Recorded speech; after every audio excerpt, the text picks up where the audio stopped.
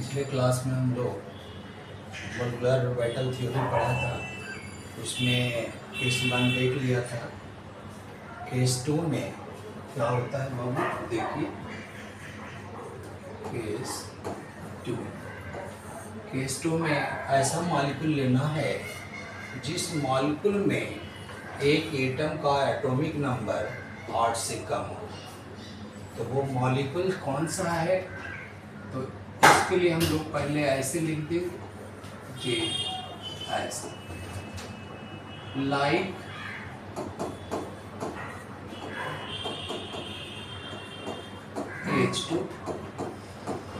H2 plus He2, फिर इसको घेर दिया।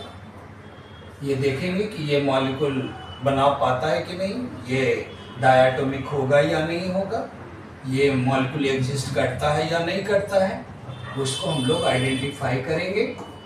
और नेक्स्ट ये He2 plus B2 C2 N2 ETC। हम लोग सिग्मा और पाई में ये डिफरेंस देखा था कि B2 के अंदर विदाउट सिग्मा पाई बॉन्ड बनता है। तो आज इसको एक्सप्लेन करेंगे।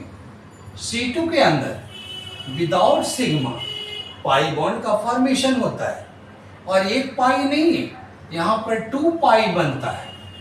2 पाई बॉन्ड का फॉर्मेशन होता है, बॉन्ड्स। और इसमें ओनली 1 पाई बॉन्ड होता है। ये इसको हम लोग एक्सप्लेन करेंगे इस मॉलिक्यूलर ऑर्बिटल थ्योरी के द्वारा।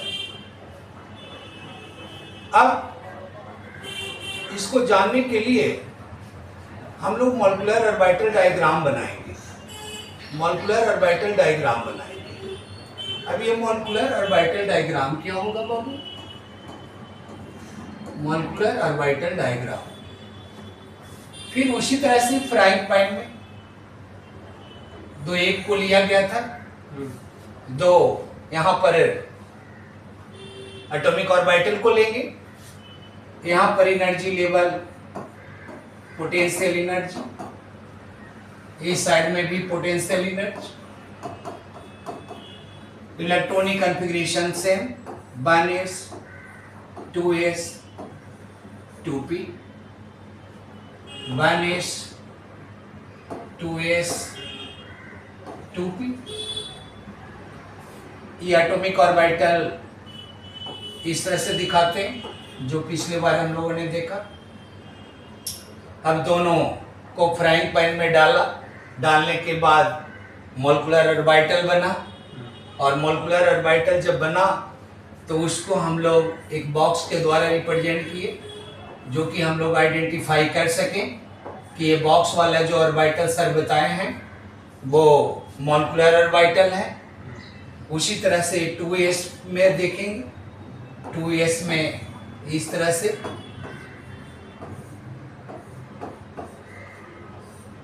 फिर देखिए यहाँ पर 2p में 3 ऑर्बिटल है और 3 ऑर्बिटल किस तरह से रीअरेंज होता है? 3 और 3 6 ऑर्बिटल है, एटॉमिक ऑर्बिटल, तो 6 मॉलिक्यूलर ऑर्बिटल बनेगा। लेकिन इस मॉलिक्यूलर ऑर्बिटल में एनर्जी लेवल चेंज होगा। पिछले जो क्लास में देखे और इसमें यानी केस 1 और केस 2 में डिफरेंस होगा। यदि केस 1 का क्वेश्चन केस 2 से बनाएंगे और केस 2 का क्वेश्चन केस 1 से बनाएंगे तो आपका आंसर गलत हो जाएगा। तो ये याद रहना चाहिए। अब यहाँ पर हम लोग देखते हैं कि एनर्जी लेवल चेंज हो जाता है। एनर्जी लेवल इस तरह से चेंज हुआ बाबू।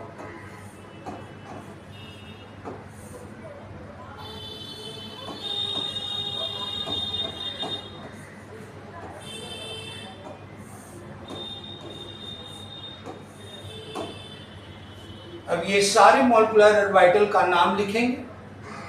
आप जानते भी हैं, इसका नाम होगा सिग्मा 1s।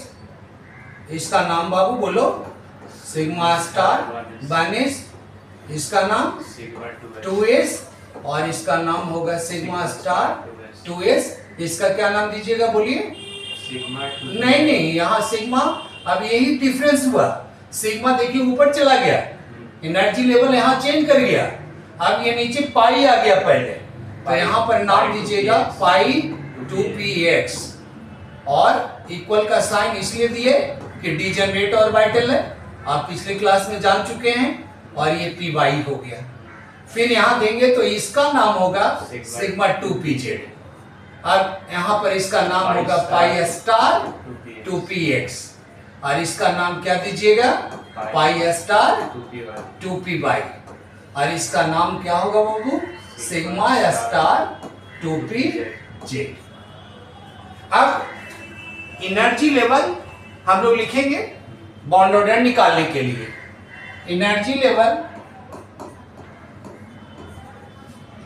ये होगा सिग्मा 1s से ज्यादा एनर्जी सिग्मा स्टार 1s का, उसके बाद सिग्मा 2s, उसके बाद आएगा बाबू सिग्मा स्टार 2s, इसके बाद पाई 2px equal to pi 2py, इसके बाद sigma 2pz pi star 2px equal to pi star 2py, इसके बाद क्या होगा बाबू?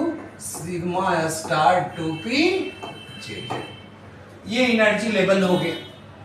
इस एनर्जी लेवल के बेसिस पर हम लोग बॉन्ड ऑर्डर निकालेंगे, फिर देखेंगे कौन सा मॉलिक्यूल एग्जिस्ट करता है, कौन सा मॉलिक्यूल एग्जिस्ट नहीं करता है, और कितना बॉन्ड का फॉर्मेशन होता है। अब जरा देखिए आगे, यहाँ पर इसको थोड़ा सा उतार लो बाबू, ऊपर से नहीं उतारे हैं ना? उतार लो, उतार लीजिए।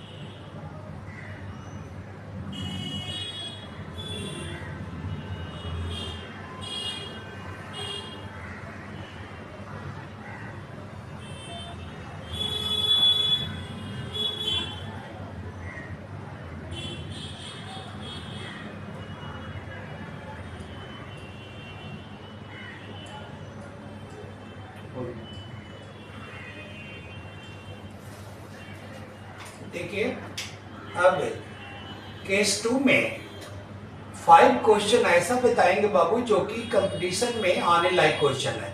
आप लोग खुद देखिए कि हाँ सर किस तरह का क्वेश्चन डिस्कस कर रहे हैं, कि आने लायक क्वेश्चन है या नहीं है, आप लोग खुद जजमेंट करेंगे।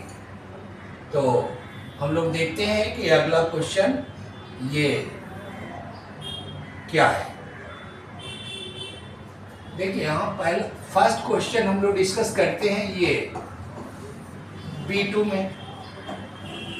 तो B2 में टोटल नंबर ऑफ इलेक्ट्रॉन कितना है? 10। टोटल नंबर ऑफ इलेक्ट्रॉन कितना हो गया? 10। इसका इलेक्ट्रॉनिक कॉन्फ़िगरेशन लिखेंगे according to molecular orbital theory. Sigma 1s2, sigma star 1s2, sigma 2s2, sigma star 2s2। अब इसके बाद आपने देखा कि पाई में इलेक्ट्रॉन इंटर किया है। यदि यहाँ केस 1 लगा देते हैं तो ये आंसर गलत हो जाएगा। केस जब 1 लगा देंगे तो आंसर गलत हो जाएगा, और जब आंसर गलत हो जाएगा तब यहां देखिए क्या हम लोग पढ़ते हैं। अब ये pi 2px equal to pi 2p by, ये डीजनरेट ऑर्बिटल है। यहां हंस रूल अप्लाई करेंगे, इलेक्ट्रॉन एक एक करके भरेगा। आपके पास 2 इलेक्ट्रॉन और है तो एक एक करके भर दिया। अब यहां पर अनपेयर्ड इलेक्ट्रॉन देखेंगे, 2 हो गया। तो B2 कैसा मॉलिक्यूल है, डायामैग्नेटिक या पैरामैग्नेटिक? तो B2 हो गया पैरामैग्नेटिक, मैग्नेटिक, पैरामैग्नेटिक हो गया। अब केस बार लगा देते तो क्या हो जाता है, डायामैग्नेटिक हो जाता है। बात समझ में आया? अब इसका बॉन्ड ऑर्डर निकालेंगे। बॉन्ड ऑर्डर बराबर हम लोग पढ़ेंगे number of bonding electrons minus number of anti bonding electrons by 2। तो बॉन्डिंग इलेक्ट्रॉन्स कितना है, देखो बिना स्टार वाले इलेक्ट्रॉन तो 2 2 4 6 माइनस 4 हो जाएगा बाबू, उसके बाद क्या हो गया 2। अब देखो जो एंटी बॉन्डिंग हम लोग देख रहे थे, तो यहां पर भी आप टाइम बचा सकते हैं। जब आप बॉन्डिंग देख लिए और टोटल इलेक्ट्रॉन 10 है तो जो रिमेनिंग बच रहा है उसको देख करके नहीं गिनेंगे, अपने आप आ जाएगा। इसलिए कहां पर किस क्वेश्चन में टाइम बचाना है एग्जाम को निकालने के लिए, नीट का एग्जाम के लिए, तो वहां पर सर पूरा बात बताएंगे कहां पर हम लोग को टाइम बचाना है, कौन सा न्यूमेरिकल में टाइम बचेगा, तो ये समझते जाना है। अब इसमें देखो कितना आ जाएगा बॉन्ड ऑर्डर, बोलो 1 आ गया। अब जब बॉन्ड ऑर्डर 1 आता है तो जनरली हम लोग क्या समझते हैं कि जब 2 मॉलिक्यूल के बीच में, सॉरी 2 एटम के बीच में यदि आपका सिंगल बॉन्ड बन रहा है तो क्या बनेगा, वो सिग्मा बनेगा, मानते हैं। लेकिन नहीं, यहां पर सिग्मा नहीं बन रहा है, यहां पर पाई बन रहा है। वो कैसे देखते हैं, देखो आगे।